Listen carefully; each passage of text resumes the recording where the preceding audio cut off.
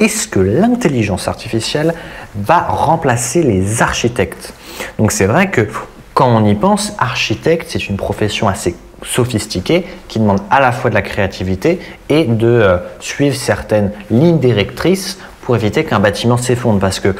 quand tu es architecte, tu peux construire quelque chose soit en mode soviétique, tout simple, mais qui va probablement tenir, soit ce qui est souvent fait dans l'architecture, c'est de faire quelque chose qui est plus agréable visuellement, mais également qui est très fonctionnel. Donc, par exemple, moi j'ai l'un de mes grands-pères qui a beaucoup travaillé sur le domaine et il y a beaucoup de choses qu'il faut prendre en compte. Par exemple, pour supporter les choses, tu peux avoir des trucs qui reposent sur elles-mêmes de manière courbée. Enfin, j'avais pas tout compris, mais il y a beaucoup de choses en architecture que tu peux faire pour que ça fonctionne. Et donc là, on pourrait se dire, est-ce que l'architecture, c'est pas une tâche trop compliquée pour l'intelligence artificielle? Et en fait, comme on en a déjà précédemment parlé, étant donné que l'intelligence artificielle peut être créative parce que la créativité, c'est juste l'accumulation de savoir et d'informations et ensuite le fait de créer de nouvelles choses et d'inventer de nouvelles choses à partir de savoir et de toutes ces informations, et qu'une machine peut tout aussi bien le faire qu'un humain. Et donc une intelligence artificielle, on pourrait également lui demander de comprendre un peu les règles de l'architecture pour qu'elle construise des bâtiments qui ne s'effondrent pas. Parce que comme on en a précédemment parlé, où je t'ai dit que moi je crée par exemple un système de sites qui évoluent par eux-mêmes, où une intelligence artificielle va apprendre de plein d'informations différentes, de plein de sites web différentes, puis à partir de ces informations va inventer de nouvelles choses, va trouver exactement ce qui fonctionne pour ton site web. Mais on pourrait très bien imaginer une intelligence artificielle qui fait la même chose pour de l'architecture. On va lui faire étudier des plans, des bâtiments, on va lui faire tester des choses et après on va pouvoir également lui faire apprendre un peu les lois entre guillemets de physique qui vont lui permettre de construire des choses uniquement si elles ne s'effondrent pas. Donc par exemple, si tu voulais créer une intelligence artificielle pour l'architecture, ce que tu ferais probablement, c'est que tu créerais une intelligence artificielle qui pourrait avoir de la créativité et donc qui pourrait créer des bâtiments en fonction des caractéristiques que tu veux que le bâtiment ait. Et ensuite, tu créerais une simulation par une autre intelligence artificielle qui doit en fait le plus possible respecter les lois de la physique pour que quand ta première intelligence artificielle teste quelque chose, elle puisse ensuite le tester dans une simulation et si son bâtiment s'effondre ou si son bâtiment n'est pas très solide, alors ça veut dire qu'il faut qu'elle change ce qu'elle a fait pour que ça ne s'effondre pas. Et petit à petit, également, ce que tu pourrais faire, c'est que dans l'intelligence artificielle qui imagine le design des bâtiments pour aller plus vite, une fois qu'elle commence à comprendre et qu'elle commence à créer des choses qui ne s'effondrent pas, tu pourrais lui implémenter le fait comme critère qu'elle ne peut que créer des choses qui ne s'effondrent pas. Donc comme ça, elle n'essaiera jamais de créer quelque chose qui est très fragile. Et donc en soi, ça oui. Vu que de mon point de vue, le travail d'architecte, c'est à la fois l'imagination et la créativité de créer des bâtiments, le fait de trouver comment faire pour que les bâtiments fonctionnent bien après, donc qu'ils soient solides, qu'ils ne s'effondrent pas, ça une intelligence artificielle peut tout à fait le faire. Créativité, du type de bâtiment, du design de bâtiment, pas de souci. Faire que le bâtiment fonctionne, pas de souci. Cependant après, ce qui reste dans le travail d'un architecte, c'est également beaucoup de relations avec la personne qui veut construire le bâtiment. Et donc ça veut dire que il faut beaucoup de travail pour qu'un architecte va, par exemple, beaucoup parler avec la personne qui lui demande de construire le bâtiment pour voir qu'est-ce qu'il a vraiment envie, qu'est-ce qui est vraiment pertinent en fonction des besoins et des sentiments de cette personne. Parce qu'évidemment, toi, si par exemple tu demandes à un architecte de construire ta maison, par exemple,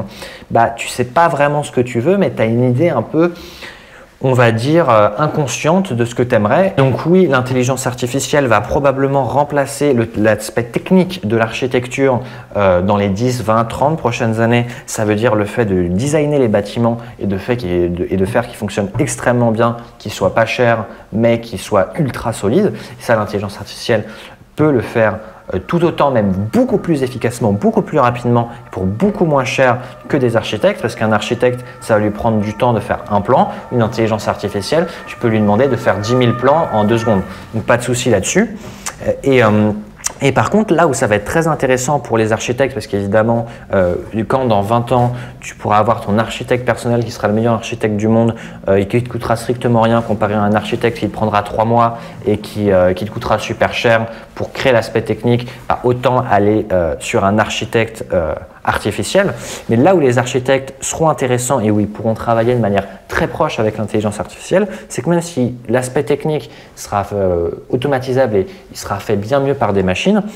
là où l'intelligence artificielle a beaucoup de soucis et là où en tant qu'humain, nous, on est encore très fort, c'est dans la relation avec les autres êtres humains. Parce qu'au final, nous, tu sais,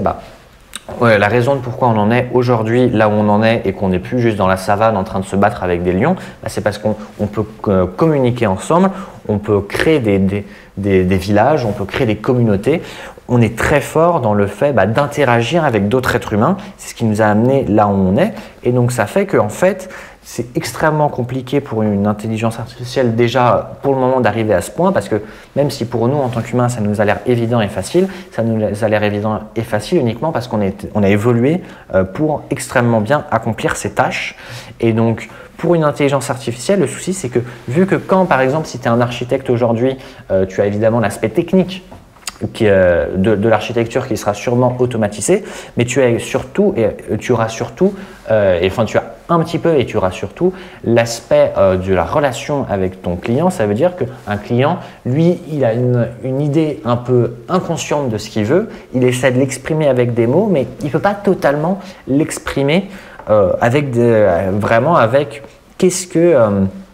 ne peut pas vraiment totalement l'exprimer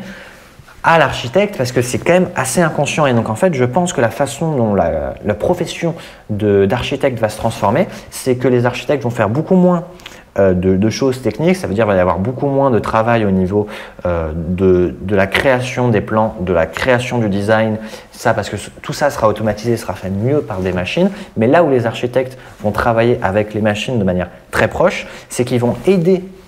les clients à vraiment exprimer ce qu'ils veulent et à comprendre ce qu'ils veulent. Et ensuite, je pense que les architectes, justement, ils vont travailler avec des machines qui vont les aider à aller beaucoup plus vite et être beaucoup plus efficaces et à créer des bâtiments et des architectures beaucoup plus solides, moins chères et beaucoup plus optimisées à ce qu'ils ont vraiment en tête. Donc ça, c'est sûr que l'intelligence artificielle va remplacer l'aspect technique de l'architecture, mais ça ne va pas du tout, je ne pense pas avant très longtemps, remplacer l'aspect relationnel de l'architecture. Parce que moi, tu sais, ce que je pense, c'est que l'intelligence artificielle va petit à petit remplacer beaucoup des aspects techniques, des choses qu'on fait en tant qu'être humain, parce que nous, en tant qu'être humain, ce n'est pas là où on est les plus efficaces, et donc une intelligence artificielle, ce n'est pas ultra compliqué de le faire, mais que l'intelligence artificielle va prendre beaucoup de temps avant de remplacer l'aspect social et donc de communication avec d'autres êtres humains, et peut-être qu'elle ne le fera jamais. Et donc c'est pour ça, moi par exemple, que je fais ce type de contenu, parce qu'au final, je sais très bien que dans 50 ou 100 ans, l'aspect technique, il ne vaudra plus beaucoup et que tu ne peux pas juste investir dans l'aspect technique, mais il faut également que tu investisses dans l'aspect relationnel avec les gens. Et ça, l'architecture, c'est sûr que c'est une des professions qui va être très rapidement disruptée au niveau technique, mais au niveau relationnel, il faut vraiment que si tu es architecte, il faut vraiment que tu vois, ok, comment je peux faire pour aider mon client à mieux exprimer ce qu'il veut et ensuite comment je pourrais faire pour utiliser les technologies futures parce qu'aujourd'hui les technologies d'architecture, je ne sais pas, de ce que j'en sais, ça n'existe pas encore. Comment je pourrais faire pour être ouvert d'esprit et utiliser ces futures technologies qui arriveront pour fournir un meilleur service à mes clients. Et là, donc, on a pris l'exemple d'un architecte, mais en fait, ce même type de situation, ça s'applique à toutes les professions, même celles qu'on peut considérer comme très créatives, comme peintre, comme musicien, comme, je sais pas, comme dessinateur. Tout l'aspect technique des choses pourra et est possible de l'automatiser par une machine. Et donc, sauf si tu comptes partir à la retraite dans les 5 à 10 ans qui suivent, étonnamment, dans un âge où on utilise de plus en plus les machines, là où il faut vachement investir, c'est à la fois dans l'humain et à la fois dans l'ouverture d'esprit pour utiliser les solutions et les techniques et les méthodes et les machines qui nous permettront d'automatiser, de faire de manière beaucoup plus efficace tous les aspects techniques de nos professions. J'espère que tu as apprécié cette question et cette réponse à propos est-ce que l'intelligence artificielle va remplacer la profession d'architecte? Si tu as envie qu'on en discute On peut le faire dans les commentaires YouTube, je suis là pour ça, on peut approfondir le sujet. Si tu as apprécié cette vidéo, tu peux mettre un pouce pour qu'elle soit plus mise en avant et que plus de personnes la voient. Tu peux également partager la vidéo à des gens à qui tu penses que ça pourrait les intéresser. Tu peux également t'abonner à cette chaîne YouTube, donc à ma chaîne, pour éviter de rater les prochains Ask About AI et toutes les autres vidéos que je mets en ligne. Et tu peux me poser ta propre question sur l'intelligence artificielle, soit dans les commentaires YouTube ou soit sur le réseau social de ton choix avec le hashtag AskAboutAI. Donc si par exemple tu as envie de me poser une question similaire mais qui est plus dirigée à ta profession et à ce que toi tu as envie de faire, n'hésite pas, parce que comme ça au moins tu peux être conscient de quel est l'impact, enfin de quel est mon avis sur l'impact qu'aura l'intelligence artificielle sur ce que tu souhaites faire.